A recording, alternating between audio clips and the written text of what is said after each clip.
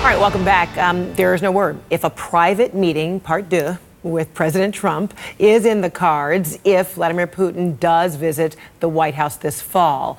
Despite loud criticism from Democrats and even some Republicans, the leaders met by themselves in Helsinki. No advisors in the room, just two interpreters. I want to bring in Dmitry Zarechnek. He is a Russian interpreter who has his own experience in high-level meetings. He worked interpreting for President Ronald Reagan during his summit with Soviet leader Mikhail Gorbachev in Iceland in 1986. All right, Dmitry, good to see you. So what do you remember about who was in the room between Gorbachev, Reagan, you, the other interpreter, who else?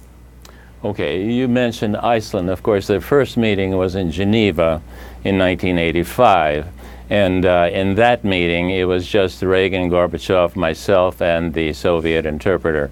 In Iceland, by the time that they had met in Iceland, there were also note takers there, in addition to the principals, Reagan and Gorbachev, and in addition to myself and the Soviet interpreter. So if you want to draw a parallel between the meetings in Helsinki, it would be the meeting in Geneva rather than the Iceland meeting. Interesting. So are you put in a position where you are also taking notes? So besides listening and immediately translating, you are also taking notes? Yes. The way it works is that, let's say, Reagan said something, he spoke for a little while, and I'm taking notes as he's speaking. When he finishes speaking, I look at my notes from what he's saying, and I put that into Russian for Gorbachev. Then Gorbachev listens, he replies. At that moment, his interpreter is taking notes, and I'm also taking notes on what Gorbachev is saying, and that the Soviet interpreter will then put that into English for Reagan. So the process is kind of long.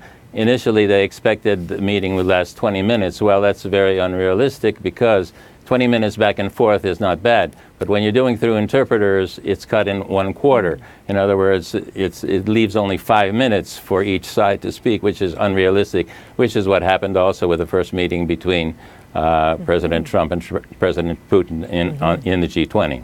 So when you hear about a 2-hour meeting between, or 2.5-hour meeting between Putin and Trump, it isn't 2.5 hours of actual talking because of the translation. You would mean, or how would you say that is equivalent to a 30-minute conversation or an hour?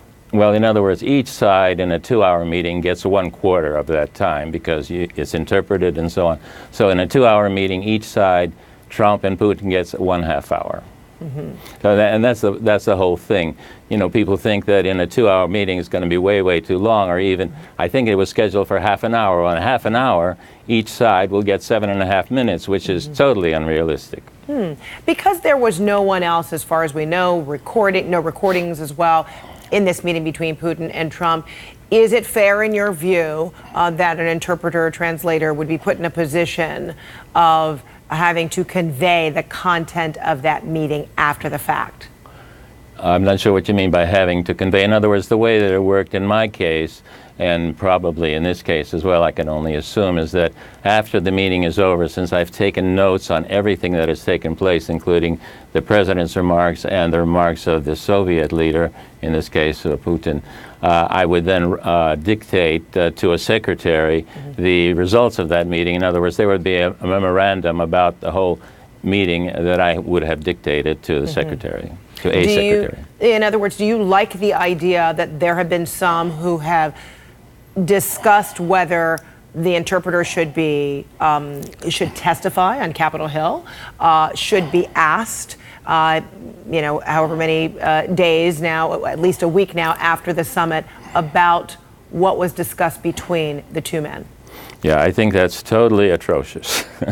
I mean, when I first heard that, I just couldn't believe it. In my 30 years of experience as an interpreter, I retired about 20 years ago, and since then, I have never heard of any such thing. I mean, can you imagine a foreign leader, would any foreign leader want to meet with an American leader thinking, well, you know, whatever we say, they're going to call the interpreter to Congress and tell she or he is going to tell them exactly what we said. This would be impossible.